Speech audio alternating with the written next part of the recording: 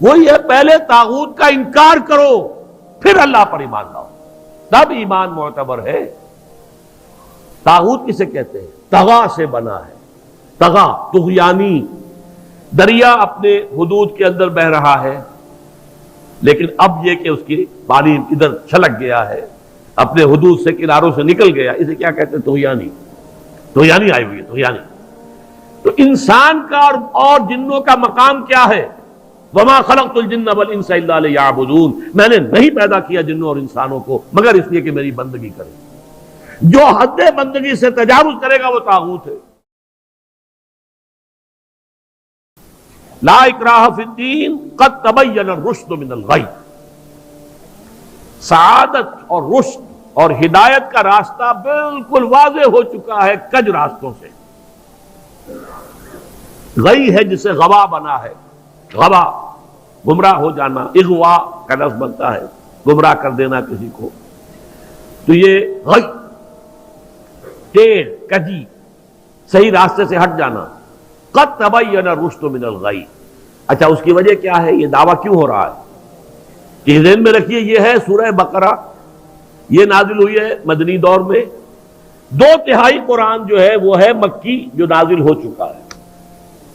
گویا کہ قرآن مجید کی ان صورتوں نے بالکل دودھ کا دودھ پانی کا پانی جدا کر دیا، حق اور باطل میں اب کوئی اشتباہ نہیں رہا، کسی نیک نیت انسان کے لیے تو کوئی اشتباہ نہیں ہے، حق علیحدہ باطل علیحدہ، لیحق الحق ویبطل الباطل، تاکہ حق کا حق ہونا ثابت ہو جائے، باطل کا باطل ہونا ثابت ہو جائے، اور یہ ہو چکا ہے۔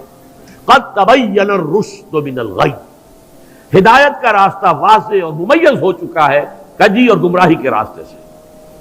فَمَن يَكْفُرْ بِالطَّاغُوتِ وَيُؤْمِن بِاللَّهِ فَقَدِ اسْتَمْسَكَ بِالْعُرْوَةِ الْوُثْقَىٰ لَا انفصام لَهَا وَاللَّهُ سَمِيعٌ عَلِيمٌ۔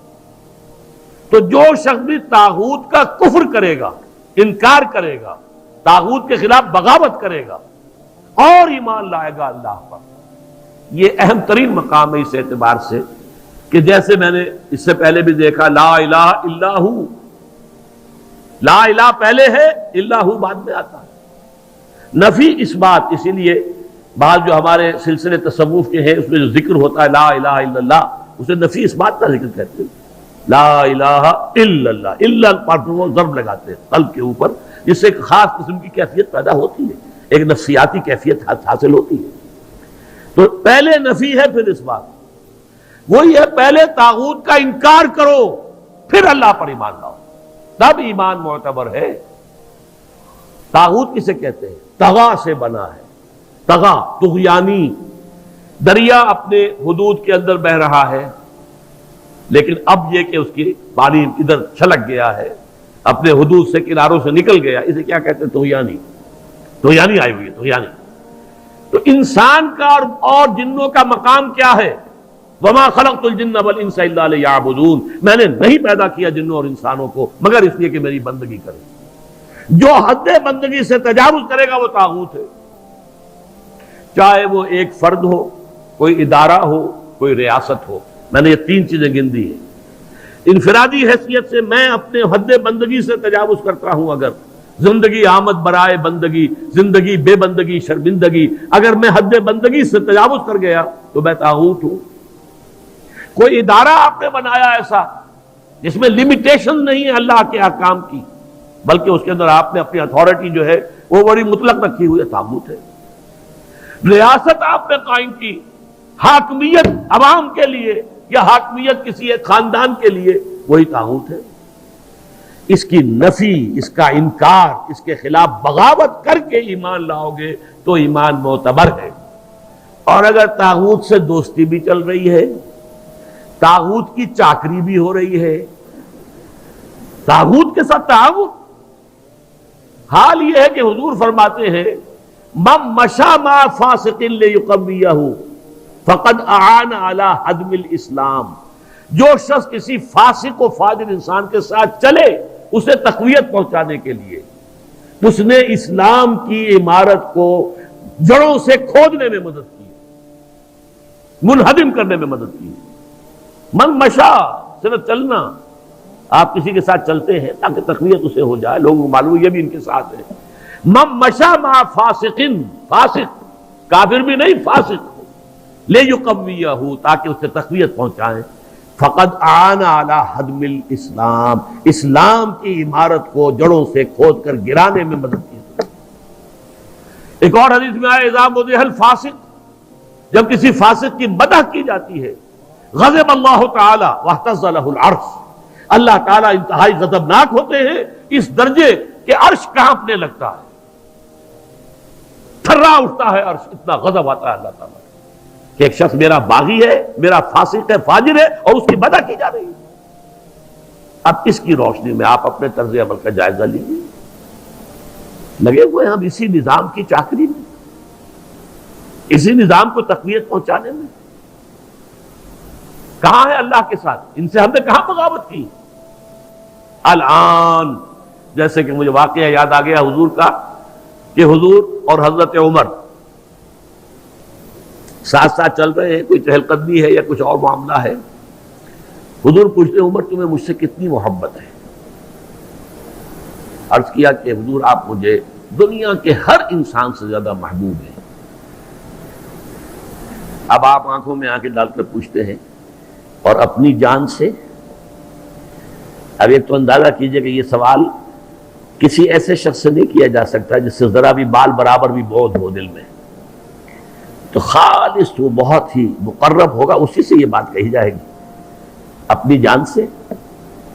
تو حضرت عمر نے تھوڑا سا توقف کیا، پھر عرض کیا ہاں اب میں کہتا ہوں کہ آپ مجھے میری جان سے بھی زیادہ عزیز ہیں۔ فرمایا الآن، اب پہنچے ہو تو اس مقام پر کہ جہاں ہونا چاہیے۔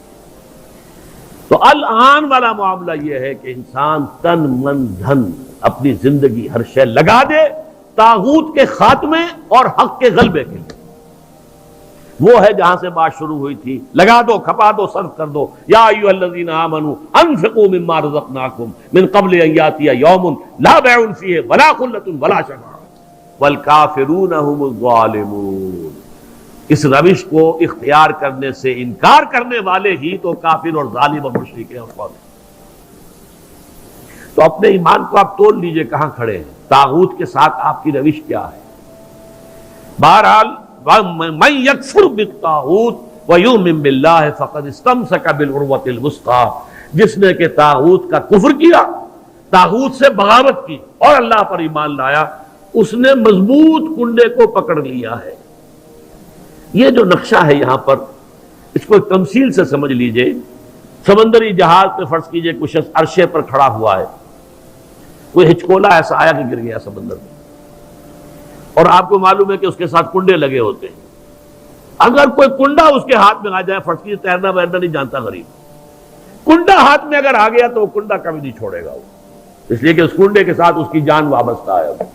بلکہ میں کہا کرتا ہوں کہ اگر کوئی شارک مچھلی آ کر اس کی ٹانگ کاٹ کے لے جائے تو وہ کہے گا جائے، لیکن یہ کہ میں اس کنڈے کو نہیں چھوڑوں گا، اس لیے کہ یہ کنڈا ہے کہ جس کے ساتھ میری اب جان وابستہ ہے۔ اسی طریقے سے گویا کہ انسان اپنی حفاظت اور تحفظ کے لیے وَمَن يَكْفُرْ بِالطَّاغُوتِ وَيُؤْمِن بِاللَّهِ فَقَدِ اسْتَمْسَكَ بِالْعُرْوَةِ الْوُثْقَىٰ، اس کا ہاتھ اس مضبوط کنڈے پر آ گیا کہ جس کے بعد اب اس کی گمراہی نہیں ہے۔ لَا انفصام لَهَا، جیسے کنڈا مضبوط ہے، وہ اپنی جگہ سے نکلنے والا نہیں ہے، وہ ہٹنے والا نہیں ہے، جگہ چھوڑنے والا نہیں ہے، ٹوٹنے والا نہیں ہے۔ لَا انفصام لَهَا، ایسا کنڈا اس پر اس کا ہاتھ آ گیا ہے۔ واللہ سمیع علیم، اللہ تعالیٰ سب کچھ سننے والا، سب کچھ جاننے والا ہے۔ یہ سمیع علیم تنوین کے ساتھ یہ صفات ہے۔ السمیع ہوتا تو اللہ کا نام ہو جاتا، العلیم ہوتا تو اللہ کا نام ہو جاتا۔ اللہ ولی الذین آمنوا یخرجہم من الظلمات الی النور۔ دیکھیے ترک موالات کی میں نے بات کی تھی نا، اب یہاں ولایت آ گئی۔ اللہ ولی ہے، پشت پناہ ہے، مددگار ہے، محافظ ہے، حمایتی ہے اہل ایمان کا۔ یعنی یہ جو کشاکش ہوگی اب حق و باطل کے مابین، طاغوت کے خلاف تمہیں جہاد کرنا ہے، کفر کرنا ہے، احقاق حق ابطال باطل کی جدوجہد کرنی ہے، تو تمہیں کسی کا سہارا درکار ہے، اللہ کا سہارا، اللہ کی مدد۔ جیسے حضور سے بھی کہا گیا وَاصْبِرْ وَمَا صَبْرُكَ إِلَّا بِاللَّهِ، اے نبی صبر کیجئے اور آپ کا صبر تو اللہ ہی کے سہارے پر قائم ہے۔ قوت تو آپ کو اللہ سے ملتی ہے. مسلمانوں سے کہا گیا وَاسْتَعِينُوا بِالصَّبْرِ وَالصَّلَاةِ، مدد حاصل کرو صبر سے بھی اور نماز سے بھی. تو اسی طرح فرمایا اللہ کی مدد شامل حال رہے گی. اللہ ولی الذین آمنوا، اللہ ولی ہے اہل ایمان کا. اور یہ رشتہ جو ہے موالات باہمی یا جسے ولایت باہمی کہتے ہیں. یہاں بھی ذرا سمجھ لیجئے، دو لفظ ہیں ہمارے ہاں، لوگ اس کو ایک دوسرے میں کنفیوز کر دیتے ہیں. ایک ولایت ہے، ولایت واو کے زبر کے ساتھ، یہ والی سے بنا ہے، والی، والی دمشق یعنی حاکم دمشق. تو ولایت کہتے ہیں حکومت کو، اور ولی سے بنا ولایت، ولایت باہمی. جیسے اللہ یہاں دوست ہے اہل ایمان کا، اہل ایمان دوست ہیں اللہ کے. الا ان اولیاء اللہ لا خوف علیہم ولا هم يحزنون الذین آمنوا وکانوا یتقون لهم البشری فی الحیاۃ الدنیا والآخرہ. آگاہ ہو جاؤ کہ اللہ کے دوست جو ہیں یعنی اہل ایمان، ان کے لیے نہ خوف ہے اور نہ کوئی حزن ہے. اور یہ کون ہے؟ یہ ولی کوئی علیحدہ نوع نہیں ہے، کوئی سپیشیز علیحدہ نہیں، انسانوں ہی میں سے ہوتے ہیں. ان کے سروں پر کوئی سینگ نہیں ہوتے، عام انسان ہوتے ہیں.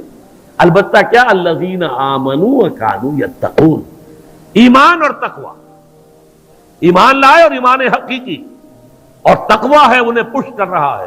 ثم اتقوا وآمنوا ثم اتقوا واحسنوا واللہ یحب المحسنین. یہ ایمان اور تقوی ہے تو وہی اللہ کا ولی ہے. الا ان اولیاء اللہ لا خوف علیہم ولا هم يحزنون الذین آمنوا وکانوا یتقون لهم البشری فی الحیاۃ الدنیا والآخرہ. ان کے لیے تو بشارتیں ہی بشارتیں ہیں دنیا کی زندگی میں بھی اور آخرت میں بھی. تو وہ ہے ولایت، اللہ کے بندے اللہ کے ولی ہے صاحب ایمان. یہاں اللہ ولی ہے اہل ایمان.